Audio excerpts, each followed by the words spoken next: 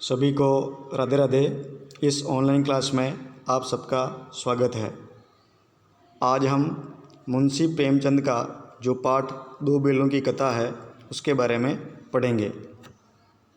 यहाँ पर दो बेलों की कथा जो ये पाठ है यह एक कहानी है। यहाँ पर दो बेल हैं जिनमें से एक का नाम हीरा है और दूसरे का नाम मोती है। ये दोनों बेल किस प्रकार साथ साथ रहते हैं इस कहानी को इसमें समझाया गया है। जानवरों में गधा सबसे ज़्यादा बुद्धिहीन समझा जाता है। अर्थात अगर अपन जानवरों की बात करते हैं तो सबसे बुद्धिहीन मूर्ख जिसको समझते हैं वो गधा है। जब हम किसी आदमी को पहले दर्जे का बेवकूफ़ कहना चाहते हैं तो उसे गधा कहते हैं, और अगर अपन किसी आदमी को भी बेवकूफ़ कहना चाहते हैं या उसको मूर्ख की संज्ञा देना चाहते हैं तो उसके लिए भी हम गधे का या गधे शब्द का प्रयोग करते हैं। गधा सचमुच बेवकूफ़ है या उसके सीधेपन, उसकी निरापद सहिष्णुता ने उसे ये पदवी दे दी है, इसका निश्चय नहीं किया जा सकता है। अब यहाँ पर कहा गया है कि भाई ये जो गधा है वो बेवकूफ़ है, या उसका जो सीधापन है या उसकी जो सहिष्णुता है उसको देख करके उसको ये पदवी दे दी है कि ये गधा तो बेवकूफ़ है। जैसे गायें सींग मारती है, ब्याई हुई गाय तो अनायास ही सिंहनी का रूप धारण करती है। यहाँ पर जो अनायास शब्द है इसका मतलब होगा अचानक। अनायास का मतलब होगा अचानक। अगर कोई गाय ब्याई हुई है तो वो एकदम भाग करके आती है और सींग मारती है और शेरनी का रूप धारण करती है, अर्थात शेरनी के जैसे हो जाती है। कुत्ता भी बहुत गरीब जानवर है, लेकिन कभी कभी उसे भी क्रोध आ ही जाता है, और आए दिन जो लोग होते हैं वो कुत्तों को भी पत्थर मारते ही रहते हैं। लेकिन बेचारा कुत्ता है, मार खाता है, पर उसे भी कभी कभी गुस्सा आता है। लेकिन अगर अपन गधे की बात करते हैं तो उसको कभी क्रोध करते नहीं सुना, नहीं देखा है। अर्थात गधा जो होता है उसको कभी क्रोध नहीं आता है। जितना चाहो गरीब को मारो, चाहे जैसी ख़राब सड़ी हुई घास सामने डाल दो, बेचारे को हर कोई मारता है, छिड़ी हुई घास उसके सामने डाल दी जाती है, उसके चेहरे पर कभी असंतोष की छाया नहीं दिखाई देती है। अर्थात वह कभी भी दुखी नहीं होता है, क्योंकि वह स्वभाव से ही ऐसा है। बैसाख में, अब हिंदी जो महीने होते हैं उसमें बैसाख का महीना होता है, और बैसाख के महीने में कहीं हरियाली दिखाई नहीं देती है, और उस समय जो गधा होता है वो हष्ट-पुष्ट होता है। और ऐसा कहा भी गया है कि गधे को ऐसा समझ आता है कि बैसाख का जो महीना है इसमें कहीं घास नहीं दिख रही है, ये सारी घास मैंने खा ली है, इसलिए वैसा सोच करके हष्ट-पुष्ट रहता है। तो बैसाख में चाहे एक आध बार कुलेल कर लेता हो, कुलेल करना अर्थात वो मिट्टी में लौटना, पर हमने तो उसे कभी खुश होते नहीं देखा। उसके चेहरे पर एक विषाद स्थायी रूप से छाया रहता है।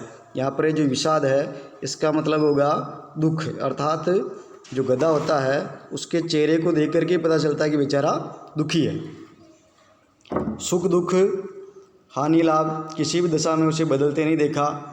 ऋषि मुनियों के जितने गुण वे हैं वे सभी उनमें पराकाष्ठा को पूज गए हैं। अर्थात जितने भी गुण ऋषि मुनियों में होते हैं वो सारे गुण इस गधे में पूज गए हैं। तो यहाँ पर पराकाष्ठा का मतलब अंतिम सीमा तक पूज गए हैं। पर आदमी उसे बेवकूफ़ कहता है। सद्गुणों का इतना अनादर नहीं देखा गया, अर्थात जो सद्गुण होते हैं उनका अनादर नहीं करना चाहिए। कदाचित सीधापन संसार के लिए उपयुक्त नहीं है। अर्थात आप इस संसार में सीधे रहेंगे या सरल स्वभाव के बन के रहेंगे तो लोग आपको नहीं पूछेंगे या आपका जो सम्मान है वो नहीं करेंगे। सद्गुणों का इतना आदर कदापि सीधापन संसार के लिए उपयुक्त नहीं है। देखिए ना, भारतवासियों की अफ्रीका में क्या दुर्दशा हो रही है। अर्थात भारतवासी बेचारे सीधे साधे हैं तो उनकी अफ्रीका में बड़ी दुर्दशा हुई है। दुर्दशा अर्थात बुरी दशा। क्यों? अमेरिका में उन्हें घुसने नहीं दिया जाता है। यहाँ पर प्रश्नवाचक लगा है कि अमेरिका में भारतीयों को पहले नहीं घुसने दिया जाता था। बेचारे शराब नहीं पीते हैं, अर्थात सीधे साधे होते हैं भारतीय। 4 पैसे कुछ समय के लिए बचा कर रखते हैं, जी तोड़कर काम करते हैं, अर्थात भारतीय लोग बड़ी मेहनत करते हैं, किसी से लड़ाई झगड़ा नहीं करते हैं, 4 बातें सुनकर गम खा जाते हैं। गम खाना अर्थात सहन कर लेना, फिर भी बदनाम है। कहा जाता है कि वे जीवन के आदर्श को नीचा करते हैं। अगर वे भी ईंट का जवाब पत्थर से देना सीख जाते तो जो भारतीय लोग हैं वो किसी को ईंट का जवाब पत्थर से नहीं देते। यहाँ पर जो ईंट का जवाब पत्थर से देना, ये एक मुहावरा भी है।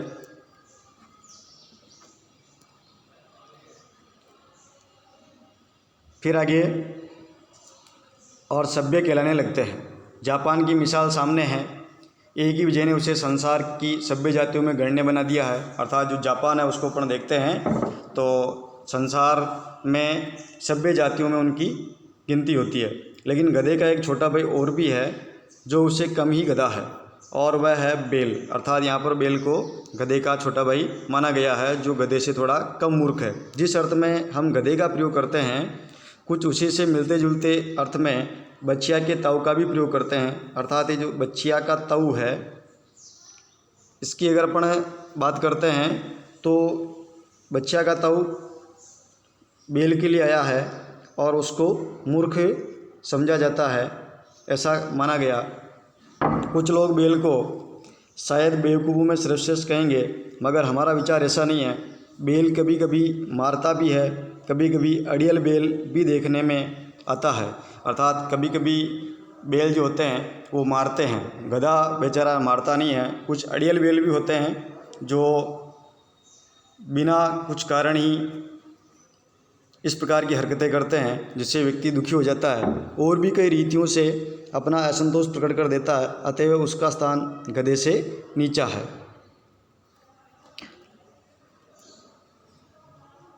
फिर आगे यहाँ पर कहा गया है कि जूरी काची के दोनों बेलों के नाम थे हीरा और मोती।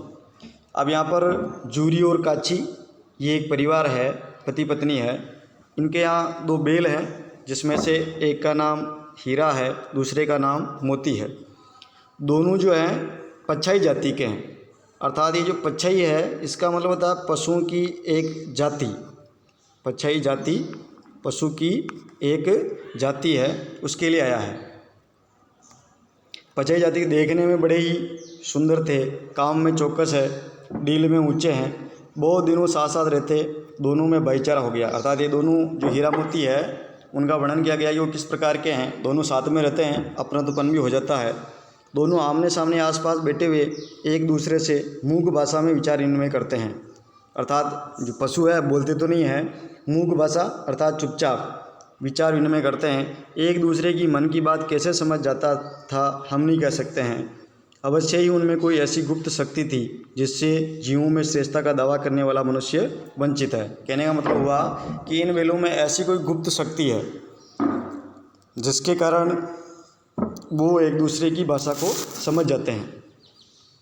और पशु है तो दोनों एक दूसरे को चाट कर और सूंघ कर अपना प्रेम प्रकट करते हैं। अर्थात जिस प्रकार मनुष्य है वो अपना जो पुत्र है उस पर हाथ रख करके प्रेम प्रकट करता है, गोदी में बिठाता है, उसी प्रकार ये जो पशु होते हैं वो एक दूसरे को चाट करके और सूंघ करके अपना प्रेम प्रकट करते हैं। हीरा मोती भी इसी प्रकार कर रहे हैं। कभी कभी दोनों सींग भी मिला लिया करते हैं, अर्थात कभी कभी दोनों सींग मिला करके लड़ने का भी प्रयत्न करते हैं, विग्रह के नाते से नहीं, केवल विनोद के भाव से। अब वो सींग जो मिला रहे हैं वो विग्रह के नाते नहीं, विग्रह का मतलब लड़े झगड़े के कारण नहीं, केवल विनोद के भाव से, अर्थात केवल हास्य या उनका मनोरंजन हो जाए इस भाव को लेकर के ऐसा करते हैं। आत्मीयता के भाव से जैसे दोनों में घनिष्ठता होते ही धूल धप्पा होने लगता है, और इतनी उनमें आत्मीयता थी कि दोनों में धूल धप्पे होने लगता है, अर्थात वो मस्तियाँ करने लग जाते हैं। इसके बिना दोस्ती कुछ फुसफुसी कुछ हल्की सी रहती है। अगर दोस्त हैं और मस्ती नहीं करेंगे तो वो दोस्ती अच्छी नहीं लगती है, जिस पर ज़्यादा विश्वास नहीं किया जा सकता है। जिस वक्त ये दोनों बैल हल या गाड़ी में जोत दिए जाते जो बैल होते हैं इनको हल में जोता जाता है और गाड़ी में भी जोता जाता है। तो ये दोनों बैल दोनों गर्दन हिला हिला कर चलते। उस वक्त हर एक की यही चेष्टा होती। यहाँ पर जो चेष्टा जो शब्द दिया है इसका मतलब इच्छा। अब दोनों में से इच्छा होती थी कि ज़्यादा से ज़्यादा बोझ मेरी ही गर्दन पर रहे। अर्थात व्यक्ति काम से जी चुराता है, लेकिन यहाँ पर बैलों में संवेदनाएं देखिए। दोनों बैल एक दूसरे के इतने प्रेमी हैं, इतने निकट है कि वो चाहते हैं कि अधिकतर वजन मेरे को पड़े, मेरे दोस्त को नहीं पड़े। दिन भर के बाद दोपहर या संध्या को दोनों खुलते थे। दिन भर काम करा और दोपहर में और शाम के समय दोनों को खोल देता था। तो एक दूसरे को चाट चूट कर अपनी थकान मिटा लिया करते थे और जीभ के द्वारा एक दूसरे को चाटते थे और उनकी थकान मिट जाया करती थी। और फिर नाद में खली भूसा पड़ जाने के बाद दोनों साथ उठते। अर्थात जो नाद होती है, अर्थात पशुओं को जहाँ चारा डाला जाता है, एक प्रकार का पत्थर वगैरह लगा करके, सीमेंट लगा करके चार कोने टाइप में एक ऐसी आकृति बना दी जाती है जहाँ पर चारा घास आदि डाल देते हैं, उसको नाद कहेंगे। तो नाद में ये जो खली भूसा है अर्थात जो चारा है पड़ जाने के बाद दोनों साथ उठते, साथ नाद में मुंह डालते और साथ ही उस नाद में अर्थात चारे की जो जगह है उसमें मुंह डालते और खा करके दोनों साथ में ही बैठ जाते। एक मुंह हटा लेता तो दूसरा भी हटा लेता। अब इन दोनों का प्रेम देखिए। अगर एक मुंह को उठा लेता है या एक अगर चारा नहीं खाता है तो दूसरा भी नहीं खाता, ये इन पशुओं का प्रेम है। संयोग की बात है, जूरी ने एक बार गोई को ससुराल भेज दिया। अब इन जो बैल है, इन बैलों का जो मालिक है उसका नाम जूरी है। इस जूरी ने एक बार गोई को ससुराल भेज दिया।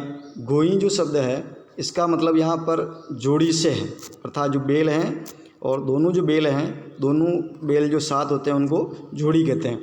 तो इन बैलों की जोड़ी को ससुराल भेज दिया। बैलों को क्या मालूम कि वे क्यों भेजे जा रहे हैं। समझे मालिक ने हमें बेच दिया है, अपना यूँ बेचा जाना उन्हें अच्छा लगा या बुरा कौन जाने। अर्थात वो सोच रहे हैं कि हमें पता नहीं कहाँ ले जाया जा रहा है। पर जूरी के साले, अब यहाँ पर जूरी तो इन बैलों का मालिक है और यहाँ पर जो गया शब्द आया है, ये जो गया है ये जूरी का साला है। अर्थात जूरी का जो साला गया है का मतलब जूरी का ससुराल हो गया। तो जूरी के साले गया को घर तक गोई ले जाने में दातू पसीना आ गया।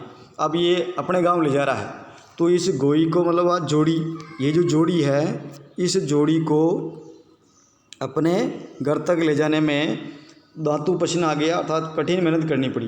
पीछे से हाँकता तो दोनों दाएं बाएं भागते, पगैयाँ पकड़कर आगे से खींचता, और अगर पीछे से हाँकता, पीछे से अगर उनको आगे ले जाना चाहता है तो दोनों एक इधर भाग जाता, एक इधर भाग जाता। पगैयाँ पकड़कर आगे से खींचता और आगे से पकड़ के उनको खींचता है। दोनों पीछे को जोर लगाते हैं और दोनों जैसे रुक जाते हैं, जिस प्रकार गाड़ी के ब्रेक लगते हैं उसी प्रकार पैरों पर जोर लगा के रुक जाते हैं। मारता तो दोनों सिंग नीचे करके हुंकारते, और अगर ये जो गया है इन बैलों को वहाँ मारने लगता है तो दोनों गर्दन को नीचे कर लेते और हुंकारना अर्थात आवाज़ करते। अगर ईश्वर ने उन्हें वाणी दी होती तो जूरी से पूछते, तुम हम गरीबों को क्यों निकाल रहे हो। अब यहाँ पर लेखक कह रहा है कि बैल हैं, बोलते नहीं हैं।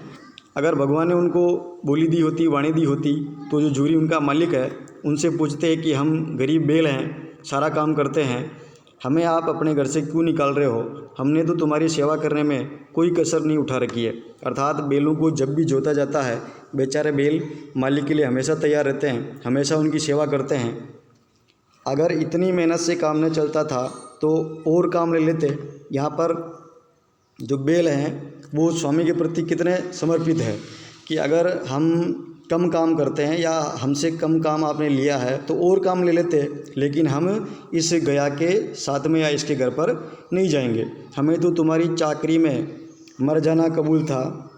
अर्थात बैल कह रहे हैं कि जूरी को कि हम तो तुम्हारी चाकरी में, अर्थात तुम्हारी सेवा में ही मर जाना चाहते थे, हमने कभी दाने चारे की शिकायत नहीं की है। अब आप यहाँ पर बैलों की जो सोच है उसको देखिए। बेचारों को कभी चारा डाला या नहीं डाला, पर कह रहे हैं कि हमने कभी भी दाने चारे की शिकायत नहीं की है। तुमने जो कुछ खिलाया है वह सिर झुकाकर खा लिया है, अर्थात जो भी आप डालते हो उसको हम खा लेते हैं। फिर तुमने हमें इस जालिम के हाथ क्यों बेच दिया? इसलिए वो जूरी को कह रहे हैं कि हे जूरी, तुमने या हमें का मतलब हीरा और मोती बेल के लिए आया। यहाँ पर जो जालिम शब्द है उसके साला जो गया है उसके लिए आया कि हाथ क्यों बेच दिया गया है। और इस प्रकार बेलों को ले जाया गया। संध्या समय दोनों बेल अपने नए स्थान पर पूज गए। कहने का भाव हुआ कि गया के घर पर बेल चले जाते हैं। दिन भर के बेचारे भूखे थे, क्योंकि वो यहाँ से जा रहे तो ही दुखी थे, मारा पीटा और परेशान हो गए।